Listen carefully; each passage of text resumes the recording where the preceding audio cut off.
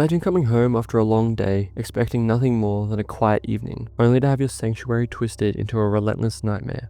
Today I'm breaking down one of the most unnerving indie horror games out there, Mirror Mirror by Dead Possum Games. In this video, I'll be breaking down how this game expertly transforms the ordinary into a sequence of terror, making you question if safety really exists in your own home. Our journey begins in a setting that feels intimately familiar. The game opens with our protagonist enjoying a quiet dinner in a new home. Everything seems normal, warm lighting, a cozy atmosphere, and the comforting rhythm of a routine evening. But then, subtle details, a creak in the hallway, a shadow that lingers a moment too long, plant the seeds of unease. This careful build-up lulls you into a false sense of security, making the coming horror all the more impactful. But the tranquility is shattered when a mysterious man named Charles shows up at your door. With an unnerving calmness, he asks, "Are you alone?" and drops a cryptic hint about the house's dark past. His sudden, intrusive presence disrupts everything. It's not just about a stranger at the door, it's a deliberate violation of what we consider safe and familiar. This moment forces us, both as the protagonists, to confront the harsh reality that our homes, our sanctuaries,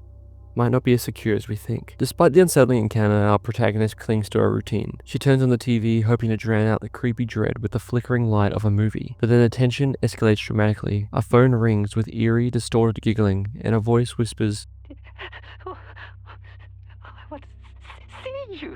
This is the turning point where everyday activities become fraught with terror. That unexpected call shatters any remaining comfort, leaving you with that all too familiar feeling of vulnerability. Now, the true horror begins in the most intimate space, the bathroom. Every time she steps in, whether to brush her teeth or to wash her face, the mirror betrays her. Instead of a familiar reflection, she's confronted by a relentless, monstrous figure. This isn't a one-off scare, it's a continuous invasion of her private moments, a stark reminder that terror can permeate even the most mundane parts of life. The constant presence of this terror in the mirror forces us to confront the fear of being watched, of not truly being alone, even when we think we are. Just when you think the nightmare has reached its peak, the game delivers a final, mind-bending twist. After a particularly harrowing encounter, our protagonist wakes up, but not in her own world. Instead, she finds herself on the other side of the mirror, in a barren, linear corridor where the only path is forward. At the end of this desolate passage, she peers into another woman's bathroom mirror.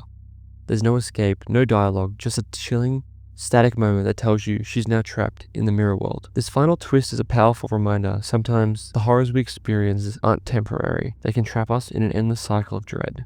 Anyway, what do you think? Does the idea of your everyday routine turning into a relentless nightmare make you question the safety of your own home? I'd love to hear your thoughts and comment down below.